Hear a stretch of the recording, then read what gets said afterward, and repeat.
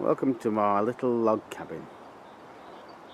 It is based on a caravan chassis, which I got for about £80 on Facebook, I think.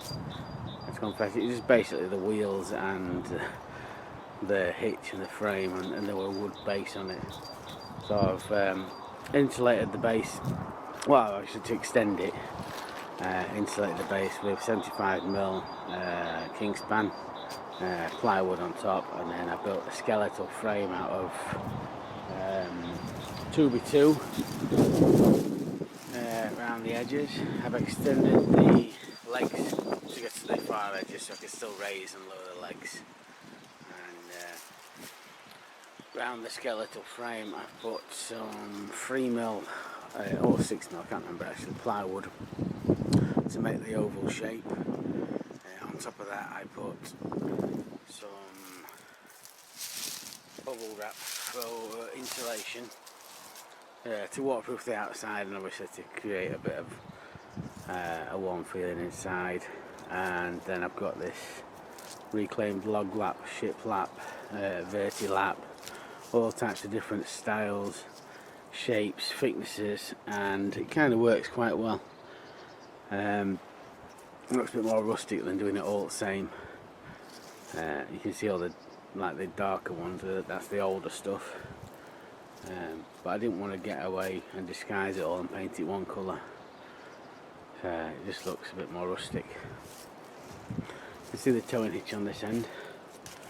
Just painted the white bit black, and then covered it in some plants and hid it a bit. Never meant to be towed, but it's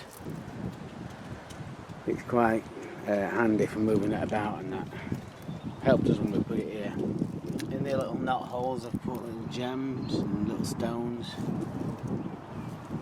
instead of filling it up with wood filler. See, there's a window box there. There's two window boxes made out of scrap wood, some plants in, and you've got the double glazed leaded windows, which were, I think they're about £40 off eBay. Just didn't have the frames with them, so I've shaped the wood to look like they're an arch window. Quite effective. A little wood step. That goes right across the chassis, so it's quite strong, but I did put them wood branch braces on just to stop it from dipping if it were going to. You can just see the tyre from the caravan just there. Might not be able to, it might be a bit dark. Slice of wood there, I've put some grooves in so it doesn't slip for a log step. Some more gems that we've put in the knot holes and stuff. Wrought iron hinges, Gothic legend brace for the latch for the door, little key there, lock it up, and then some sycamore branches. Knobbly shaped. You have to find a curved one so it pops out enough so you can use it as a handle. It's quite handy. Screwed from the inside. A 5x1 frame around the edge.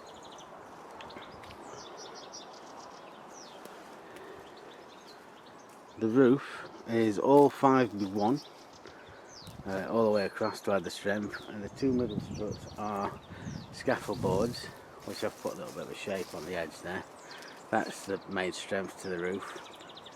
On top of the roof I've put old duvets, double duvets, single duvets, all washed obviously, but they're to add insulation to the roof.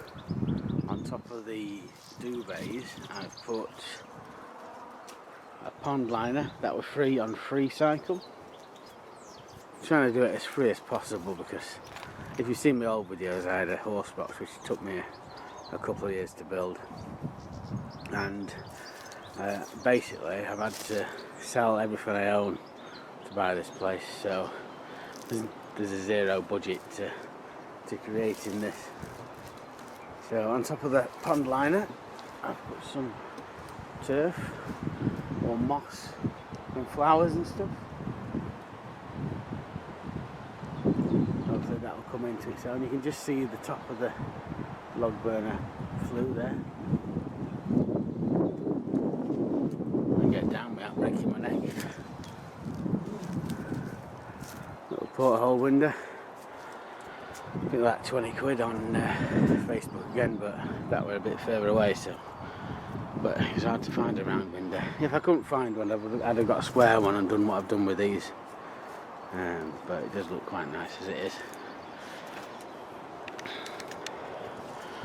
Got a bit of a lip on that, and then a pallet wood frame around it.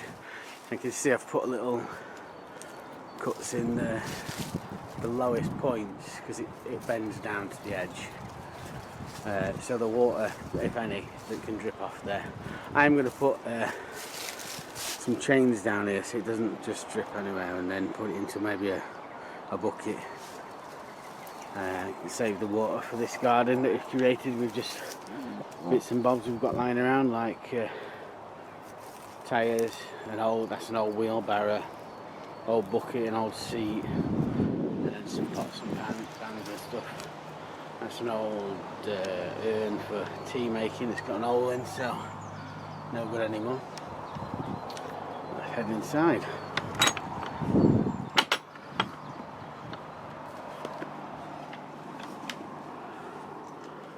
So the flooring, you can just see, is solid oak floor that someone was throwing away. The only reason being it's been scuffed and battered, but I quite like it. It's makes it look a bit more unusual. You can see just underneath there we've got storage drawers. I've actually got two types of flooring in. There's one of lighter wood, but I've kept that underneath the bed, so that's what dictated where the bed would go. This side I'm showing you now is not finished, but you can see the stages I've gone through. So I said there's plywood and the 2x2 frame. You can see the 2x2 frame there, and then on the inside of that I've got the rock wall and the fiberglass insulation, which I got for free. Every now and again I get a roll for free, on Facebook or on Freecycle. I think probably the most expensive part of this would be the plasterboard. Most of it we're trying to get for free. So what I've had to do with the plasterboard is score it every 1.5 inches down, right the full length of it, to try and curve it into the shape. I've only used plasterboard because we're not really moving it about. I wouldn't have used plasterboard if we were towing it. You can see on the other side I've actually done some plastering on this side, some lime plaster. Gives it the effect that the walls are a lot thicker than they are, even though there's about 1 inch on there. You can see it's still drying a little bit now, but makes it look a lot more like cottage rusticy feeling. So I'll get back around to this side. This log burner, little tiny log burner, hand built out of a gas bottle from a guy we met at Shambhala Festival. He's a bit of a craftsman. It's really effective, and I'm glad it's only this size as well, because it's red hot in here when that's going. You wouldn't have wanted a big one in here, definitely not. Got a little place underneath the fire for the wood. That base has got a fireboard, and where this cement is fire cement for the mosaic tiles, just old tiles we've got. Smashed them up and used them. Aluminium tin sheeting. I'd got that left over from that horse box if you saw it. And behind that is a fireboard as well. And you've got the flue going up. You saw it going out the top there, at the back.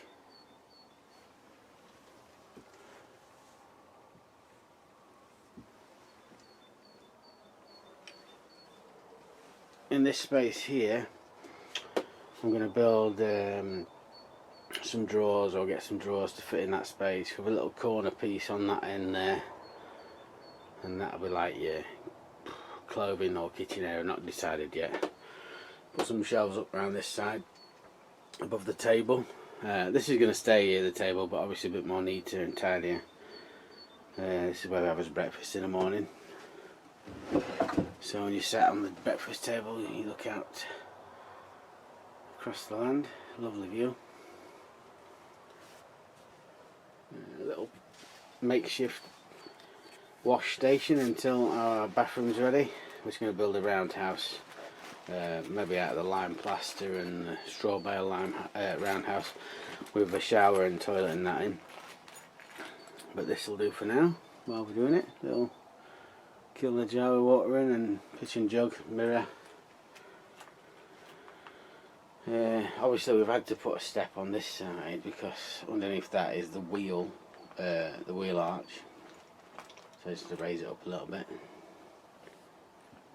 And this area is the snug and bed area. Wanted a fixed bed because we don't want to take a bed up and down each time and change it for a sofa. So we've left it so we can use it as a sofa and a bed. That bed is actually made out of an old pine bed that my mum gave me. She was throwing out, she bought a new bed. Obviously I butchered it to make it fit that shape and size. And the mattress basically is just a standard double mattress, which I cut out the corners, chopped off the metal springs into so making a half moon shape, and then sewn it back up, and that's fitted in nicely. There's a little compartment behind them cushions as well that you can storage. You see the other side of the window is all wood. This side I've covered up in the lime plaster so it looks like it's meant to be there and it's not just sat in.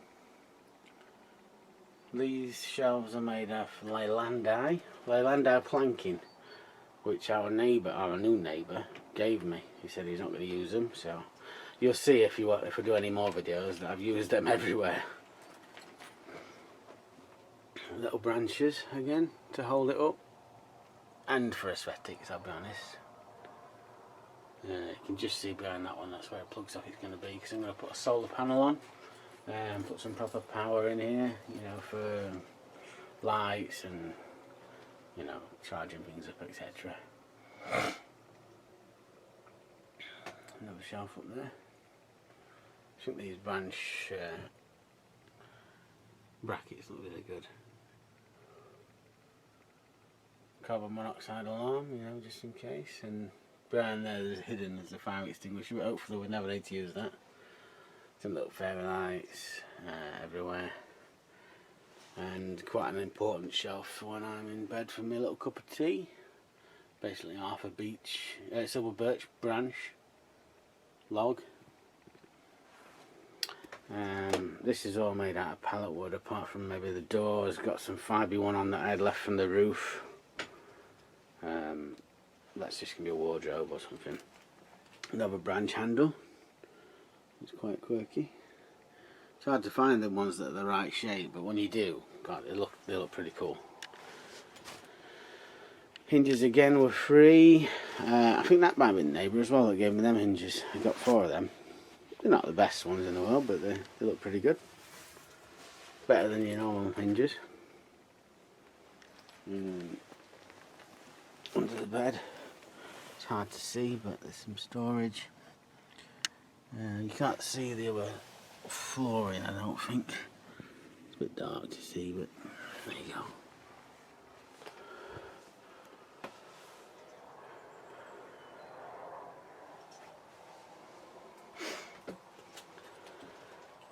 I think it'll look pretty good when it's all done. When you wake up in the morning, you'll be able to look at the view outside. It's quite nice to wake up to.